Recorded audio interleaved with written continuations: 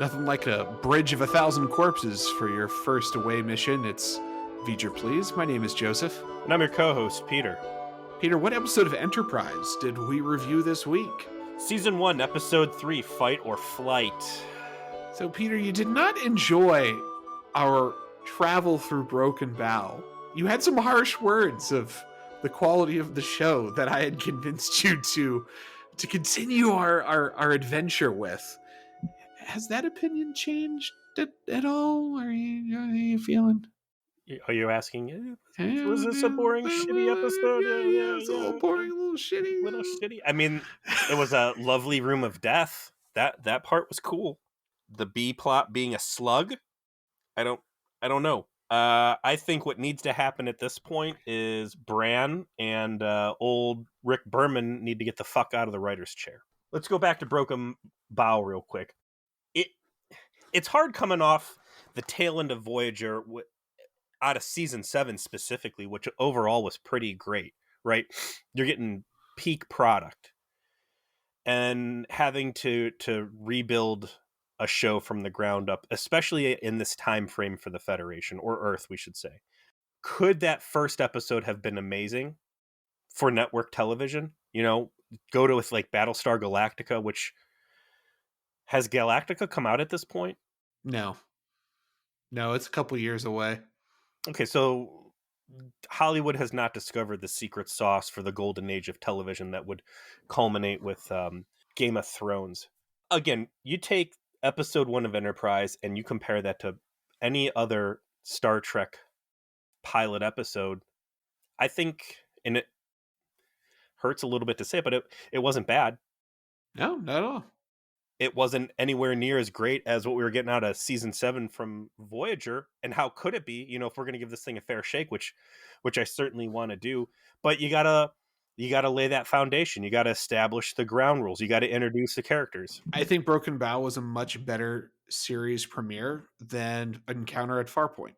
If you're really asking me as far as like, which one of these was an entertaining, cohesive, well-produced, well-paced, hour and a half of television. Well acted. Yeah, I would say for the most part.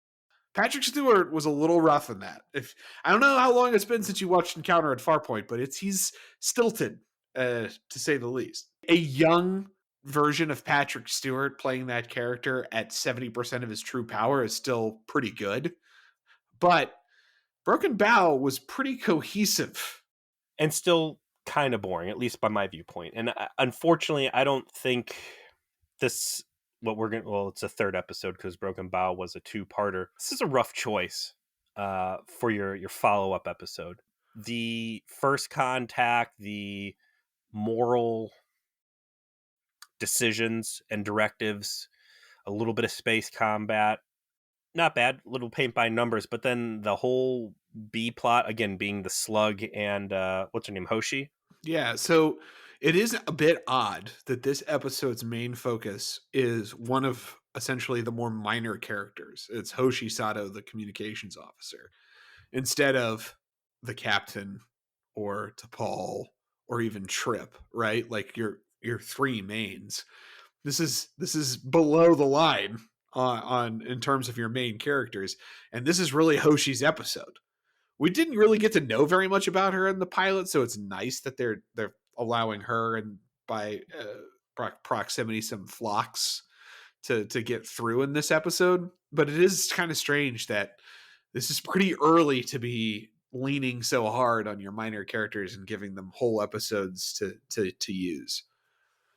Let's take a step back, because even as we discuss the episode in very loose terms like this, like I'm having a hard time putting my finger on why I came away unhappy. It was a cohesive story. There was that moral directive, that go humanity point. There was some good slice of life, which I like, seeing just life around the ship. Self-doubt, we're not getting perfect, great, high conviction characters. These are people that have a lot of room to grow.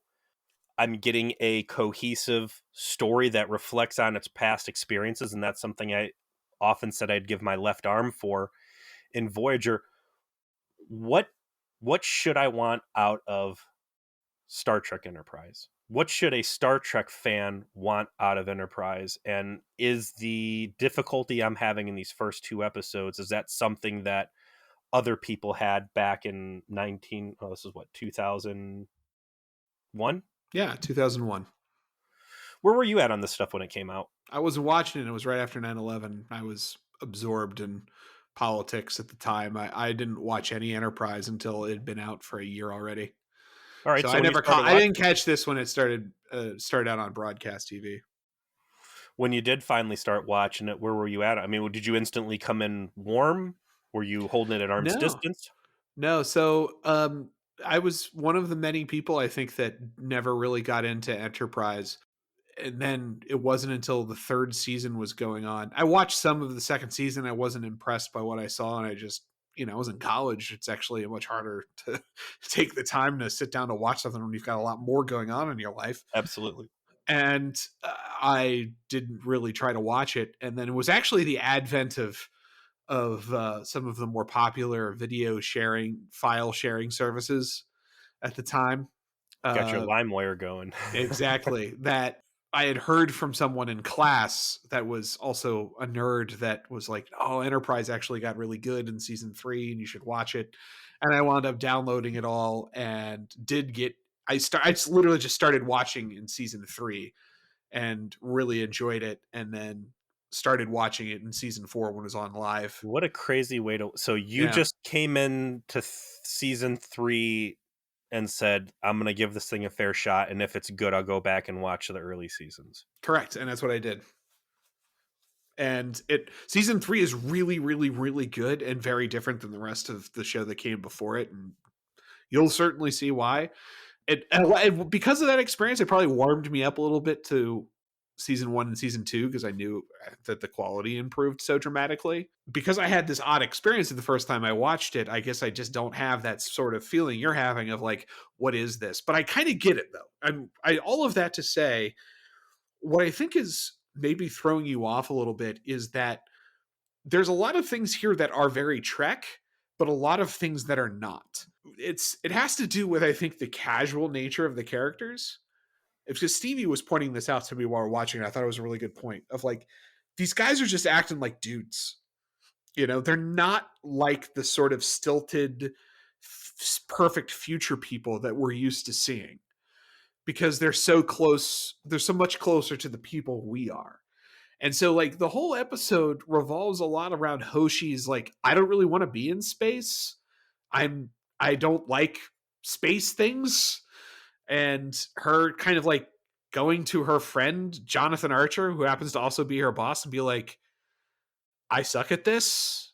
I need to not do this. You need to take me back to my school.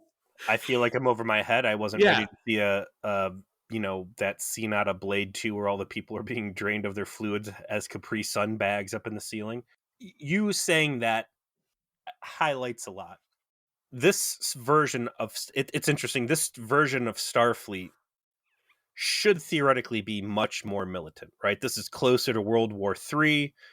This is closer to the savage time of humanity. I don't agree. I think it should be the way it is because they're trying to get beyond that. So they're purposefully not being militaristic. They just want to be explorers. They just want to go out and shake everyone's hands because they're in that golden utopian age that has come after you've rebuilt yourself out of the ashes. Man, look, the AOK go up in space and tell the Vulkies to fuck off, and it's our show now. Like, that decision wasn't made by the president of Earth; it was made by a military admiral. He has forever changed the course of humanity. Like, this version of Starfleet, they're wearing military jumpsuits. I perceive that there should be a much tighter military organization feel, yes sir, no sir, out of this era of humanity than what we see in the 24th with Voyager or Enterprise or DS9. So it's interesting to see these guys a lot more casual, a lot more like, we are scientists going up to the North Pole to We're scientists that don't fucking know anything, too. Like, it isn't like nerdy space people in the 24th century who actually know what they're kind of getting themselves into. Yeah, and have a huge safety net, right? And that's the Yeah. other thing. You are out in space on this fucking tin can that you're going over Niagara Falls in a barrel. I hope this thing doesn't fall apart when we hit warp 5 for the first time ever. We are in a highly experimental test piece of craft. There is no room for error or fucking around. I would think that would be like everybody needs to stick to the playbook. We need to be in full communication with home base, and everything needs to be airtight because this is life or death. Not only might this spaceship rip apart and blow us all out into space, but also there's dudes out here, there's space vampires out here turning people into Capri Sun bags versus the 24th, where it's like, yeah, we got this Galaxy class flying hotel with this huge safety net. We haven't been in a war since the Cardassian things, and all our wife and kids are here, and we all fuck everything all the time. Um, you know, There'll be plenty of opportunity for the 22nd century to get freaky as well. Don't you worry. gold star to this episode for 0.0 gratuitous bullshit sex. That was the first question my wife asked me. She's like, "Do you see any good nipple in this episode?" And I was like, fortunately, as odd as it seems to say, fortunately not. I'm able to base this, judge this on the base of its own merits and not, I don't know, shock at what Rick Berman stooped to get this thing going on. So we have one of the most low stake openings in a while. Yeah. I'm trying to think of Very the low last Voyager stakes. one. Oh wait, before we even move in on that, like we're talking about what's going on behind the scenes here a little bit. Story, as we mentioned, is Rick Berman and Brandon Braga. Director Alan Croker. Talk about a guy with some weight on him, right? Like this dude has friends behind the scenes. This guy's getting. This isn't LeVar Burton. This isn't the guy getting the table scraps here. Now he did a lot of DS9, and of course he did a lot of Voyager, a lot of good Voyager, particularly Year of Hell, of course. Bride of Chaotica. Before and after that was a really good Kess one, her Quantum Leap episode. Did Workforce. Did the Sad Sack Space Amish? That's displaced. Did Ugh. Fairhaven. Oh no. Inside Man was great. That was More hits than negatives. I'll say that. big hits, big hits, and he actually came off on Endgame too. So this is a studio favorite. But yeah, they're opening up with super low stakes opening. You got Hoshi and Phlox hanging out. Phlox continues to warm me up quickly, and I'm curious if I'd be so keen on Phlox if he wasn't so Neelix adjacent. Good Neelix adjacent, anyways. As we've been reminded on the trauma support group, there's quite a back catalog of bad versions Oh yeah, of Neelix. there's a continuum of Neelixes, as has been pointed out by one of our fans, and I failed to produce such a continuum, but it allowed us to discuss the premise today, and I firmly believe that the least Neelix is definitely Lung's stolen Neelix, just because if you go back and listen to our episode about that, if we were so contemptful of Lungs have been stolen Neelix. He's way worse than jilted boyfriend I Neelix. don't know, man. The fucking Kess Paris Neelix love triangle was such a low point for Voyager. Like it drags me back to that era as just fucking miserable Voyager at its peak. But Phlox is like if Party Neelix had an MD. He's got a very positive attitude. Phlox is gets a little bit more screen time, not just in talking with Hoshi about the slug that she apparently took off a planet. Like, talk about rules not existing yet. Like, part of the B plot is them essentially putting an invasive species from another planet Yes, on an entirely different planet and then fucking off. we got a slug, and it's not too happy living on a starship. So we're not going to take it back where we got it, and we're not just going to incinerate it or whatever. Put it in a pickle jar. Feed it to Phlox's bat. I think was Nobody on the Enterprise has ever been to Australia and knows about frogs or whatever other crazy invasive species story. The mussels, the Asian mussels. God, fuck. Do you get stink bugs down by you? Those Asiatic stink. Man, yeah, it's not good. the struggle is real up here. I've killed a lot of creatures in my time in Columbus, but yeah, just drop this thing down off on some other planet and hope to God that, I don't know, it doesn't turn it into a world of goo somehow. But Hoshi and Phlox are, I guess, a duo that wind up doing quite a bit together.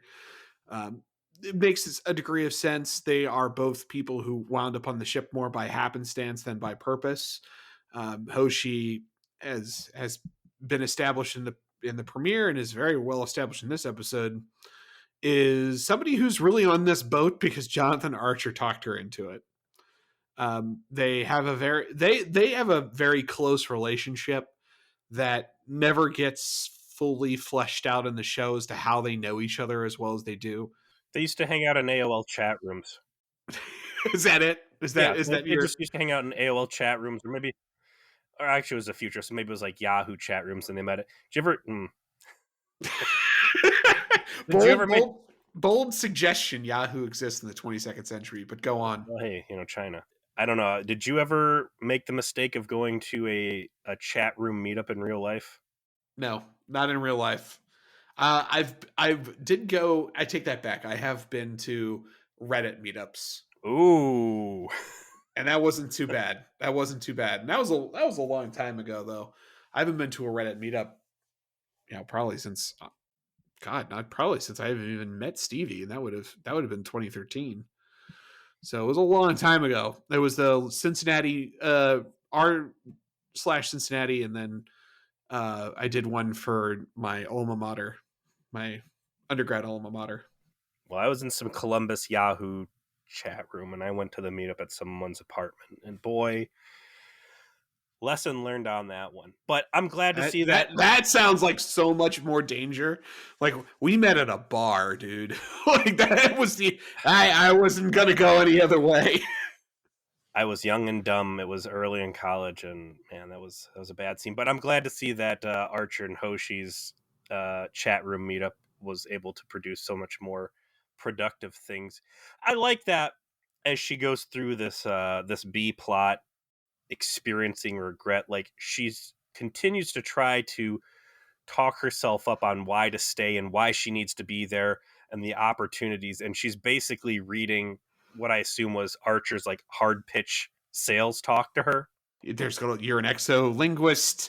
There's all of these aliens. You're gonna get to talk to them. I need you. You can kind of hear it in her own mind of the pitch she got from Archer to do this. But it wraps with and I also like that Phlox isn't afraid to. It's not all. I don't know what the right way to put it. He says shitty things, but they seem He's a little nicer, maybe. he is giving good advice, which is to say, Tough love. I'm not going to try and like talk you into staying. I'm going to talk you into listening to what you want to do. And if that means what you want to do is to get the fuck off this boat, then that's what you should do. Like he's not being super like raw team Starfleet because he's not part of Starfleet, right? He's on this mission basically on by accident of being the only doctor on Earth who'd ever seen a Klingon before. Like, so he's not like Big a resume builder. yeah, he doesn't have a vested interest in specifically having Hoshi stay, and is interested, of course, in her personal well-being, and is trying to kind of parse out like, yeah, listen, if you're the slug that's out of your environment, you need to go back to your environment. That's what you should do. That it's not really shitty so much as just the truth. I thought the way he said it at the end was like, oh yeah, maybe we should drop the slug off where it'd be happier teaching classes. There's a little zing to it. I don't know. We move over to the high point of the episode, which is a skip button on that intro. Yeah, it skips just enough because it gives you that little piece at the end so you know what you missed. Yeah, And you you're feel like, better for it. Yeah, man. that's good. I propose moving forward that anytime one of us has a serious Trek faux pas, the punishment is actually having to watch the intro. Okay, you know what? Deal. We're going to Ugh. hold each other accountable. That that Ugh. bargain is struck. Talk about regret. I will come to hate myself for that. 21022, a day to live in infamy. Move over 911. So the premise of the A plot is that Enterprise is out there. They're traveling at Warp 5. They're doing their thing. And they haven't run into anything yet. Haven't run into any other aliens, any other ships, any other inhabited planets. The slug was the most interesting thing they'd run into in the first couple weeks out there. Real quick, to nerd calibrate, this is Warp 5 in the 24th century scale, or this is warp 5 according to original series? Excellent point. I know what you mean because the warp scale in all of the Apocrypha was altered after the original series because the warp factors went above 9. You go to warp 10, 11, 12, or whatever. And it wasn't trans warp, it was just faster. Because that was all basically B canon. That's never been established as part of A canon in any way. It's hard to know. Most people have interpreted warp 5 to mean warp 5 on the old scale. So pretty slow. Still, significantly faster than anything that's come before it. But it's probably correct to assume that there's supposed to be a unified scale. I don't know. It's probably going to be one of those things you have to look at, like Klingons. Why do all the Klingons have good makeup? Dude, they literally spend a multi-part episode explaining that. Well, I haven't watched it yet, so it doesn't Yeah, exist. like so. Doesn't So that's exist. not the case. They never clarify the warp thing because the warp thing was never a conflict that they Slavi highlighted. writing out of Star Trek, never. So I don't know. I think it's all in the eye of the beholder if it's old scale versus new scale. But the point is, warp 5 is still much faster than anything that they've ever done before, and still meant, I think, to be pretty slow relative to the what we end up seeing, obviously, and even in TOS. That's something to think about. Yeah, so they're scooting around warp 5, which it's funny to think them being so close to Earth and encountering all this crazy stuff for the first time. You've got I guess the C plot, or maybe the A.5 plot, which goes back to what I said before, the ridiculous nature of what we are seeing here. It's a bunch of guys scooting around in a tin can that has barely been tested, flying by the seat of their pants, with their asses hanging right out there. And wouldn't you know it, their guns don't work. Not only do their guns not work, this episode's comedy beat is all of the buildup over these torpedoes that they have and testing them and getting them right and having them work, only to find out that they're incredibly ineffective weapons against aliens. Like they're Mhm. not actually good at doing anything. Like, think about it. You're going into deep space with with no real weapons. Like, how crazy stupid that seems, especially after the in over our head shit they got into with the what do they call the Sulaks? Slubians. I don't know, man. Putting our only ship out there exposed with guns that don't work. Like, turn this thing around. You guys can spend an extra 2 weeks in space dock, I think. So I did like Dominic's commentary that like this shit should have been done before we even left Earth. Like, yeah, absolutely. They sent you out here to die, dude. You just call it, so you're calling Reed by his actor's name? Is that his name? I don't know. I still haven't really Yeah, done much. Dominic Keating is the actor's name. It is Malcolm Reed that is the character's name. He seems much more a Dominic to me. Dominic seems way more Star Trekky. I mean, those are either of those names could fit for his character, but his name is Malcolm Reed. And yes, it is this should have been done before we left because we literally don't have guns. But no one else is really concerned about it, right? The captain's like, fix it as we go along. Who cares? It's not like we're gonna go around shooting people. That's just It's never gonna not like happen. I'm gonna go drag us into a fight we've got no reason to be in or anything silly like that. I like how he's like, hey, yeah, drop us out of warp. We're going to take these missiles. Is there money on Earth at this point, or have they evolved beyond that already? Never made clear. We're going to take these, let's assume they're, $500,000 a pop torpedoes and just shoot them off willy nilly. Let's find Yeah, an asteroid. let's shoot some asteroids. Make sure this shit works. Make sure they don't turn around and come right back at us. And this goes back to the way the show positions itself, and I think it positions itself in a way that I like, of not being militaristic. So I want to defend that perspective for a second because I know I heard you before. You're of the opinion they should be much more militaristic than they are. I think the idea that no one's really thinking about the weapons on the ship because no one's intending to use them because they're on like a groovy, exploration trip and they're just going to say hello to people and they're going to visit strange new worlds and scan things and get soil samples and look at stars. I buy that. Like, this seems like a group of people who vibe that way, and Malcolm Reed's the one dude who's like, no, we need to have guns. This is bullshit. I was in a dinky little shuttlecraft that got shot the fuck up. Maybe a lot more of this stuff would click correctly for me if this was the first episode of the series. But again, in light of being in the middle of a huge multi-million-dollar shoot 'em up action extraordinary adventure last episode, it puts things in a different perspective. That's a good point. They did just have an initial adventure where they had to do a lot of shooting.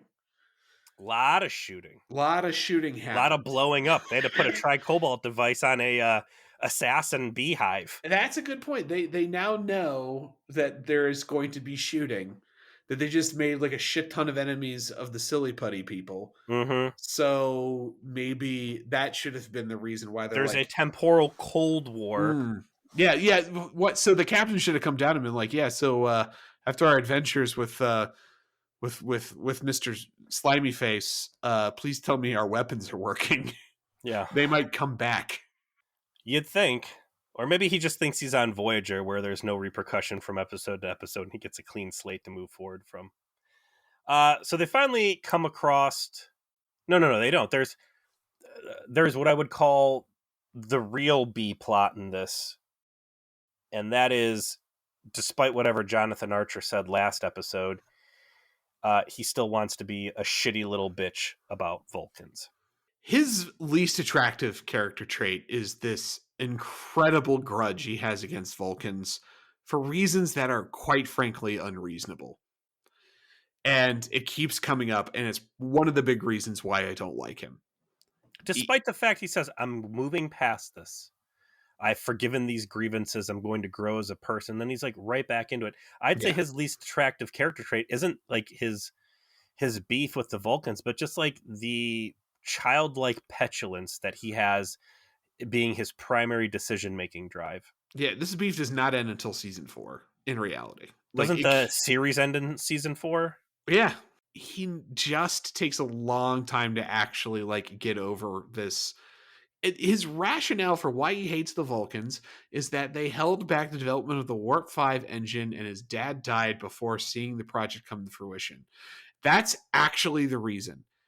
The reasoning the Vulcans had was like, no, you humans are fucking buck wild. We don't want you rolling around in the fucking galaxy already. Are you kidding me? Have you met you? Holy, you are way too extra. Buck wild, and your weapons suck, as you will come to find out. And that's you're not ready for this, and so they chose to quietly, passive aggressively slow them down by not helping. That is an entirely rational reason to not help you. Like, and Jonathan Archer is so damaged over this. It's like a Vulcan personally showed up and killed this fucking dog in front of him. He's like John Wick. That's why he brought Porthos with him, just to like taunt to Paul with the scent the entire time. Yeah. I'm loving Porthos, by the way. I never thought I'd say that about a beagle. So I don't know if they gave him drugs to like make him not bark all the time. Like maybe that dog's just high as shit on morphine or something, but that's a great dog. So everybody around the bridge, a lot of long faces like, this is boring. All we found was a slug. We're out here for action, adventure, and like, Wild West stuff. We're not getting any of that. To Paul's like, it's not a big deal. Don't sweat it. At space, it's empty.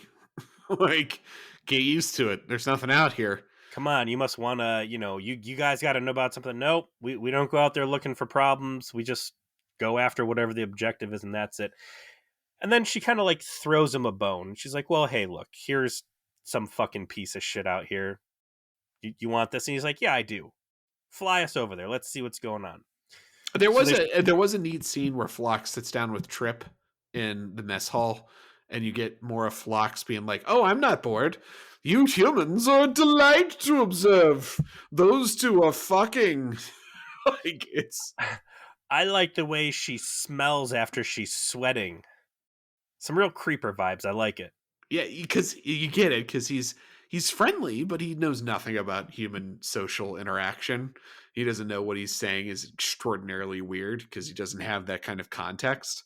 Maybe he doesn't care. I like the mention that on their planet, eating at the table was considered extremely taboo and wasteful. During a meal. Yeah. but that he has grown very fond of it. Like this counterculture thing he might bring back to his planet, this invasive thought. Yeah, what we'll find out about Denoblia is that it is extraordinarily densely populated, and that families like live in small spaces. And so a lot of his blunt weirdness has to do with just barriers. Social barriers for him are a very different thing. And it plays off super well on his character. Like you kind of like get that vibe, and then you get the backstory, and you're like, oh, yeah, okay, totally makes sense. So T'Pol points out this ship. They fly over there, and you have, for those of you out in the audience that have ever played Dungeons and Dragons as an adult, you hit that point where you have your first adventure and you kill your first gnoll or goblin, right? You have to sit around and come to terms and say, "Wow, I just killed something." And then you have to have this whole fake count, as if we're not playing a game specifically designed around murder, rampage, and pillage. We have to have this moment of morality, like, why? How do I feel about the fact that we have just killed other sentient things? And it's like, all right, hit the fast forward button. Come on, give me the loot. Let's move on from here. That's this point of this. Like, we show up, there's a ship. Our technology sucks at this point. We've got real limited scanning. Is scanning someone non-consensually going to cause an incident? They're not answering. Are they not answering because like they're all drowning and they need help? Or are they not answering because they don't want anything to do with the hairless monkeys banging on their door? I do like that all of this is being considered in real time. Of like, oh, we've never had to deal with this before. Shit, what do we do? Right? There's no policy. There's no Starfleet regulations. They just had to figure it out for themselves. It would have been interesting if a member of the crew assigned by Starfleet or Earth would have been just a diplomat, a politician. If it wouldn't be like, we're going to put all of our eggs in the one basket, and that's going to be Jonathan Archer, who was a head engineer on the ship, right? Well, he was a big part of the development of the Enterprise, right? He was, yeah. So the guy who built this thing, he's going to be the guy who flies this thing, and he's also going to be the guy who is the ambassador to Earth. And he doesn't know how to knock on the door the right way, or even if you should knock on the door. And if people don't answer, where do you go from there? And when you knock on the door, you tell everybody that where your planet is. That was very weird. Hi, we're for Enterprise. I'm Jonathan Archer. We're from Earth. We have just say delicious hello. enzymes. Hope you enjoy enzymes, because here's where a whole planet of them are. Mm-hmm. We've got resources. You guys like water? We got a lot of water. Come by and visit. I hope you're not the Borg, or even the Morgue, or even like the Orions. Like, you gotta be careful out here, man. or the Like, Kazon. yeah. Like one space hoopty could f Earth all the way up right now. Like, they could not afford that. How lucky for this cycle of evolution that everybody is roughly on the same footing. That there's not like the elder race of Prometheans or whatever from Mass Effect, or I'm trying to think of what some of the elder races were in Star Trek, but like everybody's gun sucks, everybody's ship's slow, and sure, like as you start encountering other species and acquiring their technology, it's going to leapfrog your stuff, and everybody's going to cheat off each other's homework to the point where you've got like an even arms race. But like, That's the thing, though. It's not even. Like, the Vulcans are way ahead. The Klingons are way ahead. Both races the Enterprise encounters in this episode are way ahead. Like, they have shields, which the Enterprise does not. Like, uh-oh. do they say who the bad guys are? No, they never do. Unnamed villains. I mean, unnamed villains, they might have shields, but like their weapons still suck. Otherwise, they would have like really shithoused the Enterprise much faster than they did. So I don't know. I mean, you're not dealing with 24th century Romulan technology out there that could like just one shot, at least at this stage from what we've seen from the rest of the galaxy. So eventually they say, well, we're going to push forward, even though they're not returning our calls. We're going to just make sure that they're safe. We see some questionable looking markings on the outside of the hull. It looks like a forced entry. Let's get over there. I enjoy the discussion of how do we blow the fucking doors off this thing, and then Archer's like, Oh, well, hey. there's a doorbell. I can just open it. No, Malcolm, you don't get to blow this up. Obviously, Hoshi is brought along on the mission. Hoshi is trepidatious about that. She is so uncomfortable on a spaceship that she had to switch quarters with someone else so she could see the stars past the quote right way. So she is not feeling it, but she goes along to get onto the not at all creepy starship that definitely nothing bad happened in. And then they're wandering around, and then they find this neat little hydraulic machine and like wonder what that's for. And then Hoshi starts screaming her head off, and the captain turns around and sees that he happens to be in a room with a bunch of meat hooks and a bunch of dead aliens on upon them. So this is a nice first away mission for Earth right here. This space is filled with Cthulhu-esque horrors, so we might as well break it to you right now.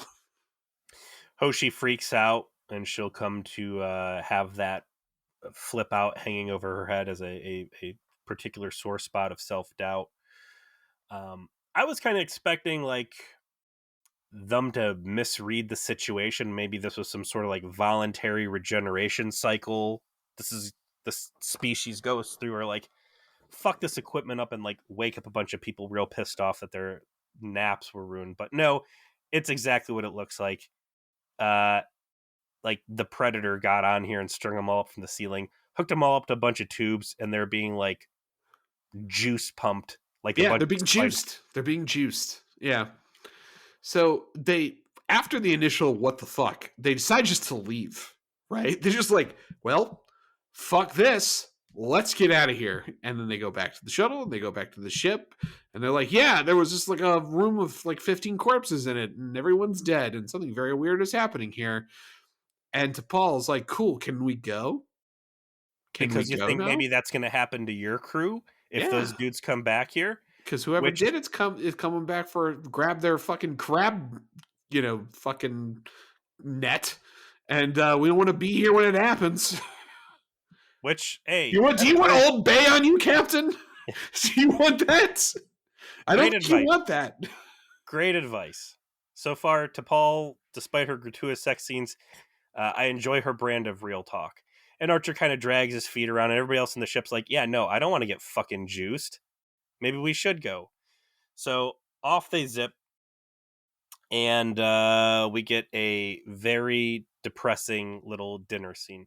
So is Trip, Archer, and T'Pol eating dinner going to be an ongoing setting? It absolutely is. Which actually I think ends up being a good thing. It allows the three of them. It allows a structure for the three of them to consistently have scenes where they're just talking about stuff, and it helps establish all three of them at different times and in different episodes. I also we skipped over a scene here, which was Hoshi kind of showing a lot of her self doubt to Archer before the away team mission. I like the idea that away team missions are a big fucking deal. That there's a lot of prep time that goes into it. They have to get they're not using the transporters to beam over, real casual. Like they're suiting up and rolling out.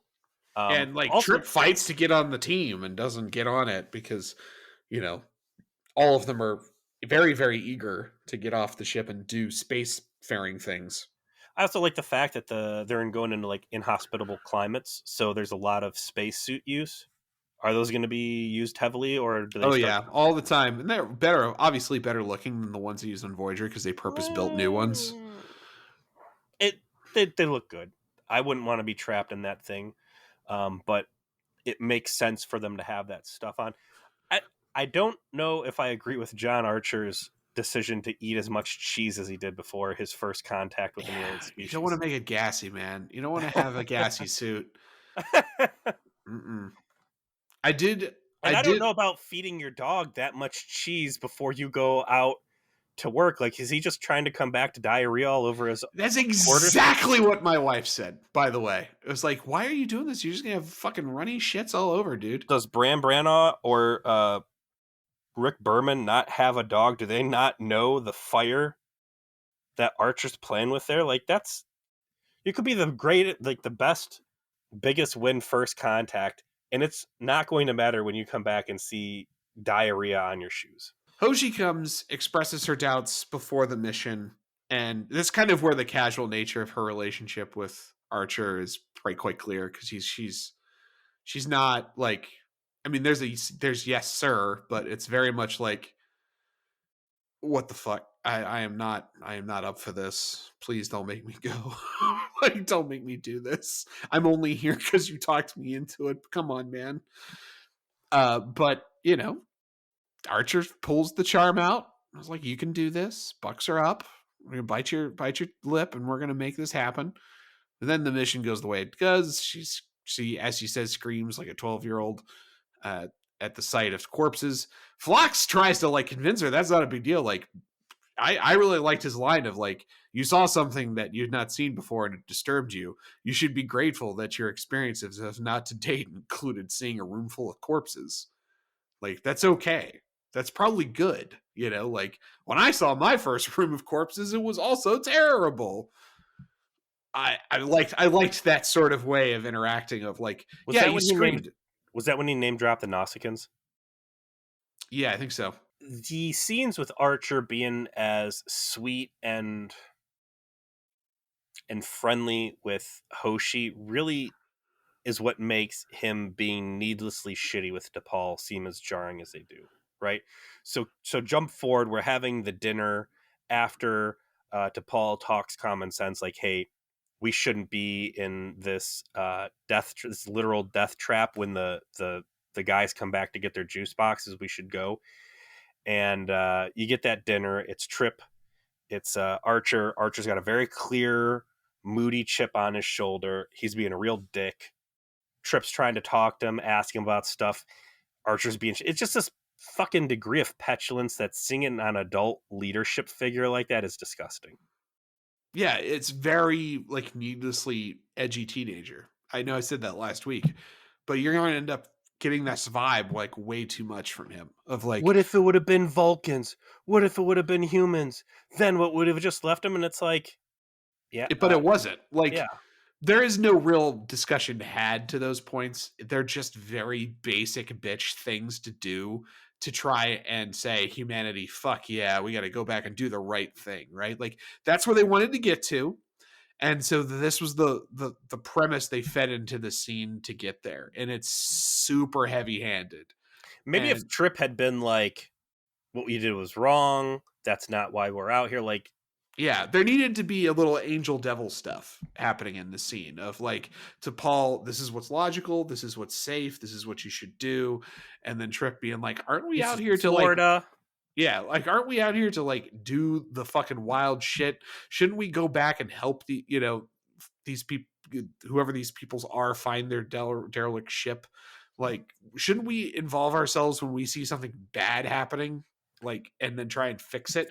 Because we Florida. saw that from him when they went to the planet, like in the Yeah, premiere, yeah. he was inclined to intervene whenever he saw something bad. So Trip Hey, being she's that probably being voice, raped in there. We should do something. No, get back yeah, on mission. So, Trip being, when Florida Man is chill through this and a Charger just being petulant on his own, again, it makes him seem a lot worse than I think maybe they were trying to build him out to be. But Archer goes, we're going to turn around. We're going to go 5 hours out. Fuck that past 10 hours. We're going back here and we're going to make this into our thing. We're going to do this. you know, Kathy Janeway might have been the trap queen, but Jonathan Archer is the trap grandpa.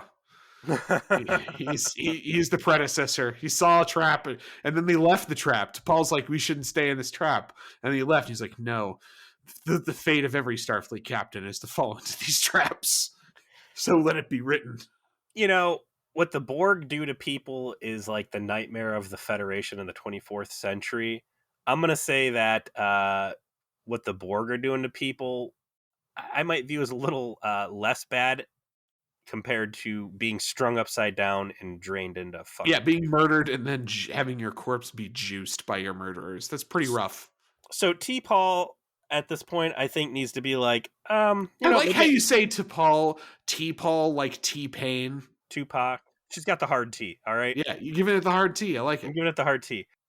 I think if I was her, I'd be like, you know what? I've made a terrible mistake. Not only am I gonna die on this goddamn ship, but I'm probably gonna be tortured to death in the process. I would like to go back to the Vulcan Covenant or whatever now, please and thank you. So they fly back. They arm people up. They're like, we know this is going to be a bad situation. Bring all the equipment over. I want to say for the record, I think the phase pistols look like shit. Yeah, like the fucking plasma pistol was a way better looking prop. They actually lament that in the Memory Alpha, and I even remember that being lamented at the time of like the prop that they built for the thing they ended up not using was Looks like a way little better. Tyke's toy. That thing looks like it's like it's made for toddlers. It's Yeah. stupid. It's It looks terrible. it looks like a ray gun from a cereal It looks rather like a than fucking hair dryer. It sucks. whereas the first one was like this cool like Glock looking pistol that Yeah. like looked like it would be if the first generation phaser. So they go over there. They set up a couple different work areas. One is in the cargo hold or whatever, where everybody's being killed. Phlox starts doing some on-site autopsies, trying to figure out what's going on. And then you get Trip and Hoshi up in the bridge, I'm assuming, trying to hack the communications network. The episode does a good job on one hand, yet it's completely unbelievable on the other hand to give Hoshi enough time to do her homework and get familiar with the language. Uh, but the notion that she is able to somewhat speak the language enough where she can de-escalate a wartime situation on the fly under pressure, like They make one leap too many when it comes to her doing the thing. And I understand the whole point was to show how pivotal she is to the ship for her own self, for the viewer to know she's pivotal, for also for the character to have a reduced self doubt, to fit in better with the mission, to know she should stay, that she can do this. I get all of that, but they just made the task so large that when at the end she just starts like speaking fluent the language over the course of like what 20 minutes from when she heard it for the first time to having a conversation, like the way they did the Klingon stuff in the pilot was way better because you could tell it took days for her to figure out how to really figure out how to speak in Klingon. And it's super genius that she can do it in days, sure. but that's more realistic than this. Oh, well, I heard it for the first time 45 minutes ago. Let's fucking do this, I took 7 years of German, and I don't think I can tell you how tall I am in German. So she has to be at some point. The traveler is going to need to come along and like harvest her to go off into the future to hang out with Wesley Crusher or something. Because this is the real whiz kid of the Federation here. I will give her one episode, and this is the episode for her to pull off a feat like this and put the amount of like stress, emotional struggle, and everything else she had to go through to get through the episode. Like when she gets into the crunch time when, oh, we're being attacked and here's the other alien and we need his help, but you need to talk him off the ledge so he doesn't attack us too and get him on a like that whole unbelievable scenario there. Like this is the one hall pass I'm going to give her for one of those. And if I see this come up again or repeatedly, uh, I'm gonna be real salty about it. I would prepare yourself then. Uh, is Okay. this the true manifestation of Borg pixie dust? I mean, it's not that bad. It's not handled quite this poorly, I think, in terms of just setting up too big a task that gets solved too easily. But there's definitely a little bit of, Asian space magic now and then when she just kind of cracks the code when it's convenient for it to be cracked. I think it's because I've never I've never had to warp on a warp engine. That you're talking about magic. I've never had to fix a transporter pattern buffer. It's magic. Who knows what the real difficulty is on that? But I can tell you right now, conjugating vowels and pronouns and stuff like That's some shit people can actually do and can tell you how hard it is. yeah, or how impossible it can be when you're talking about a new language. So they get out there, they get on the communications relay that the alien ship, which is what they call the Axnar, I believe. Yeah, the race, the good guy race is the Axnar. They broadcast a distress beacon through the ship's own communication network, and they continue researching. They find out that probable reason why these guys are being organ harvested is because they produce some sort of byproduct that turns them into like dolphin fins or shark fin soup, and that there's a hot commodity for whatever their tears are made out of, or whatever the fuck it is. The bad news for Enterprise is that the bad guys come back, and they have the most bad guy looking ship of all time. It's like a flying fucking spider. Scarab beetle or something. It almost kind of Yeah, looked Romulan in color scheme, and I was like, man, are they gonna bust the Romulans out? Did the Romulans used to be like like vampire-y bad dudes? Like that would be cool. All right. I do appreciate we never saw them, right? Like you're left to your own imagination to who these ghoulish fucks actually were. But they show up, and everyone's got to like, okay, time to get off this fucking boat and back onto our ship. We've got to get into our shuttlecraft, fly the shuttlecraft back to Enterprise, and then we have to go through the laborious docking procedure because we have an arm that's going to grab the thing and put it into the bottom of the ship because, you know, we don't have like a fancy like shuttle bay thing yet. We haven't invented shields. We have to have pressurized bays. The other ships just starts, you know, pounding Enterprise and taking out its warp engine and creating problems. And then it becomes increasingly likely that these spider aliens are gonna suck all the fucking blood out of everyone on Enterprise because all their weapons don't work. As we noted, there's this big buildup to the torpedoes, and Malcolm finally shoots a torpedo at them, and it just literally bounces off its shields, completely ineffective. Then shoots a second one, and it just gets blown up by a phaser. And then Very anticlimactic they and a all just great. both shrug at each other like, "That's it. That's what I got." Guess we're That's fucked. it's like, go distribute weapons to the crew. We're Get about those to be ugly ass boarded. get those ugly ass phase pistols out. I did like the shuttlecraft docking procedure.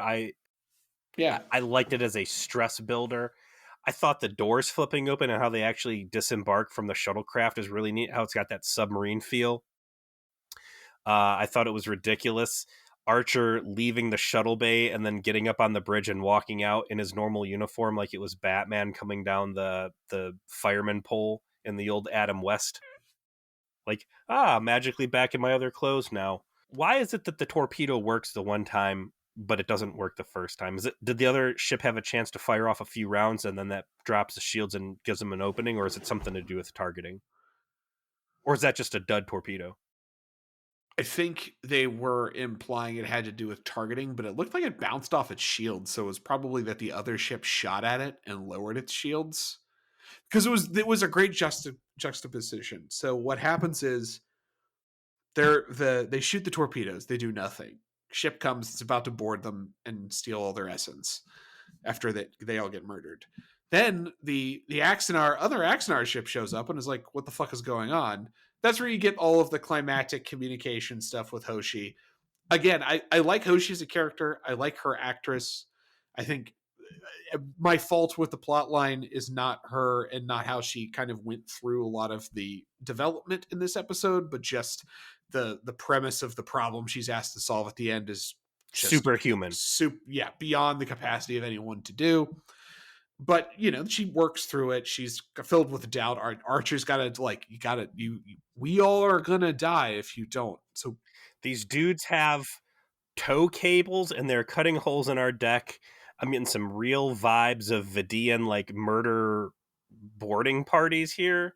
The other Axanar dude being like, "What's going on here? There's our ship and it's all fucked up and dead. And here's one ship mounting another ship, drilling a hole in it, while you're frantically appearing to beg for help. Like, I don't know who the bad guy is here." listen, I know you guys don't speak the same language, but you speak in context. Like, I've been to places where I don't speak the language. I just gesture at things. You understand each other. Like, One guy is getting beat up by the other guy. Who's the problem here? And then Archer's like dogpiling the situation. Like, tell him we need help. Tell them we're friendly. Well, the message is sent from theirs. Tell them to check their energy signatures of our communications and see that it's like, dude, she can't even figure out how to say what was the word she couldn't figure out how to, like, bathtub or something. well, she couldn't even accurately tell them that they were the one that, like, the other guys did it. Like that was the first thing. Like, no, it's those dudes. The spider people did it.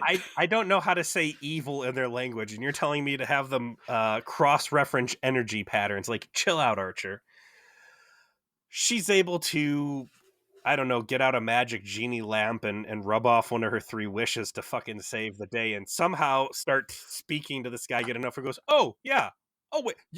You're the good guys. The guys drilling a hole in your fucking deck when the clearly evil spaceship. They're the best. Okay, I got you. Okay, hey, here's my Death Star fucking laser. I'm gonna blast this fool. I mean, the juxtaposition that I really liked was the Death Star laser hits the thing, and then Malcolm's like, oh, I can shoot a torpedo now, and he shoots it, and it's like, poof, and there's a little like, poof, and he's very satisfied. He's like, yay! And then the Death Star laser hits it again. And it's like, they made it real clear that torpedo sucks at every stage. And I'm just like, oh, if this dude's over here punching with fucking Death Star lasers, if this is species 8472, right? How did that first ship get fucking punked? Oh, they could have gotten snuck up on. It could have been they answered a distress call and they're like, surprise! There's ways, right? Maybe they were sleeping. You never know. Maybe it was a Yahoo chat room meetup gone wrong. There you go. He went over to some weird person's apartment, and there's a bunch of wine coolers there, and just a very weird, just a very awkward vibe. It's the early 2000s. What was this? Does this still N64? Or do they have GameCube yet? 2001. We are getting into PlayStation 2 territory. No GameCube yet, though. You want to come over and play GoldenEye? We promise not to string you up from the ceilings and drain your guts. We're the Axnar. We are real fucking stupid. We will believe your simple oh, you got us. You got me good, you fuckers. So, and we wrap the episode with them having an off-camera first contact with the Axnar. They finally satisfy their curiosity. And of course, you've got Hoshi finally putting the slug on a planet with an argon atmosphere and fucking that entire planet's biosphere up probably forever. Yeah. You thought what happened in Friendship 1 was a bad move for Earth. Nothing in comparison to what they do to these guys. I wonder if the Axnar has any beef at all with the fact that, like, I don't know, cultural, religious differences about autopsies and Phlox just cutting everybody up. We just cut up the one guy.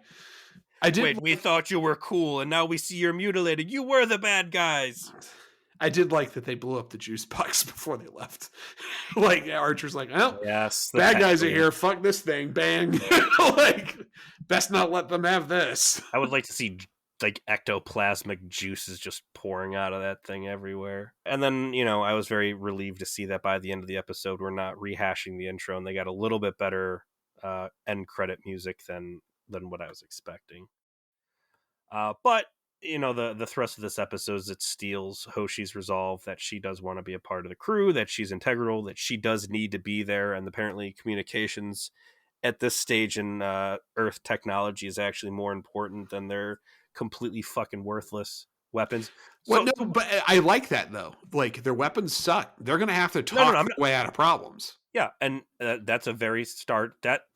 That is at least Berman era Star Trek, right? As you talk your way through a problem, and for the first time ever, that when those talks go south, that you don't have Federation super technology there to let you fucking speak softly and carry a big stick. Again, we're laying groundwork. I'm not expecting amazing plot. I don't know if the slug is the right B plot or whatever. I'm disappointed to see that despite Archer's resolutions to do better, he's still going to be a petulant little... I'm sorry. Well, A, he's going to be a petulant, moody earthling who is going to play this paladin card, and B, be needlessly antagonistic to T-Paul, who is, for some reason, stupid enough to be sticking around. You're going to spend the next 2 years referring to her as T-Paul, aren't you? No, you're going to spend the next 2 years referring to her T-Paul with me. You know better. I don't. I'm gonna win this fight. God damn it! I hate you so much. I hate you so much. I did. And so, you know what? Let's go back to where I get my vengeance. What are we watching next week? Hold on. I'm trying to give her some character, and this is something I found that apparently there's can only be what, a maximum of 28 different names that Vulcan women can be, because it's all T apostrophe P something L, right? Mm-hmm. I guess it's even less if it's just a vowel that's going to be in there. So the heavy enunciation of the T is my attempt to try and give her a little bit of something unique here. We're moving into season 1, episode 4, Strange New World. In my picture, I see Archer and Mayweather looking at their view screen, which is kind of laughably small, man. Like, I think my TV's bigger than their view screen. Archer sends an away team to a habitable, luscious planet for observation. But when a storm occurs, the team begins to experience paranoid delusions. Hey, welcome to space madness, motherfuckers. I mean, we're 2 for 2 right out the gate, right? You better hope there's not a little cock blocking monkey down there while he's at it. All right. Well, thank you to everyone for tuning into this episode of V'ger Please. We always invite your feedback at V'ger Please at Twitter, vgerplease@gmail.com. Join our Facebook group at V'ger Please Trauma Support Group. And if you're up for it, we would really appreciate a review, particularly if you listen to us on Spotify. Just a quick couple presses of your thumb would be a big help to us. And we'll see you next week.